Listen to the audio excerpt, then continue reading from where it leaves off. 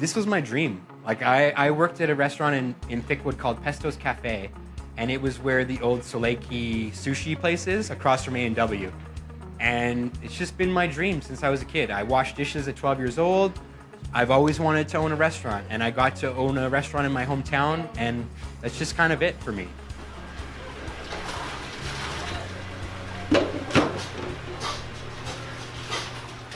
I think we employ about 20 people, about 20 full and part-time, including myself and Joelle. I think it's really cool because we don't have like a person we look to hire.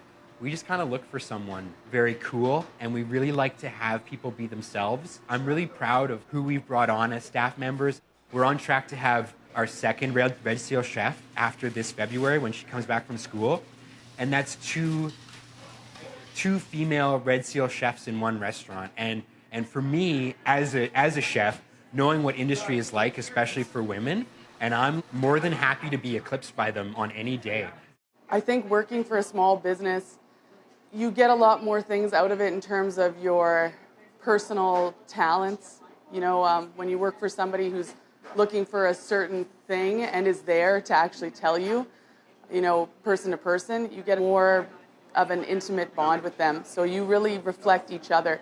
And I think here we really work as a team, and we get to kind of, you know, cultivate our own path of what we want to do. You take a bit of a risk as an individual when you work for an individual, and you know, I really struck gold when I got here. It speaks volumes when you know I've been here for 5 years.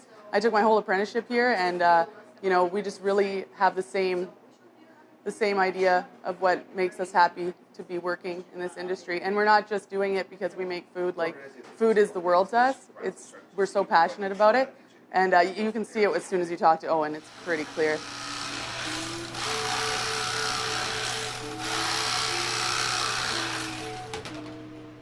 So a lot of the work that I put in is kind of like behind the scenes thinking and getting things together, covering shifts when people are sick, things like that. In these kind of years where we're still kind of growing our business, I think it's really important that I keep a good idea of how much I'm working, but also something that I've been really good at lately is not pushing myself too hard and realizing when I'm getting close to my burnout point. My job is more so grocery shopping, doing things like this with you guys. I have really good people in positions that really let me kind of step back a little bit, and it's been really good for the past couple of years, kind of having that progression. My name is Maggie Britton, and I'm the pastry chef at Mitchell's Cafe.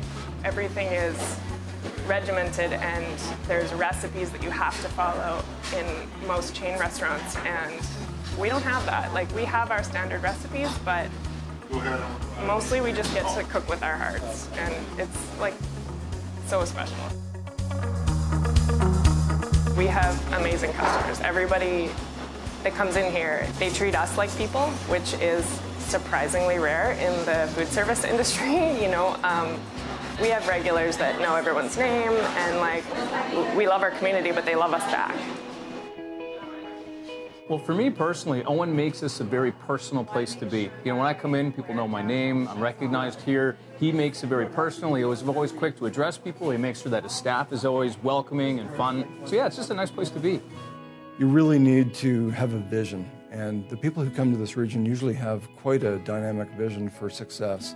Pretty pleased with what I've seen. I'm a frequent person that goes there. You know, I support many local businesses in this community, and certainly that's no exception. For me, it's more than just food and making money and banging out sandwiches. It's a real big full circle of like part of community, right? And things that community needs to succeed. And I think that a place like Mitchell's or other places that we're seeing pop up have a real big part of that.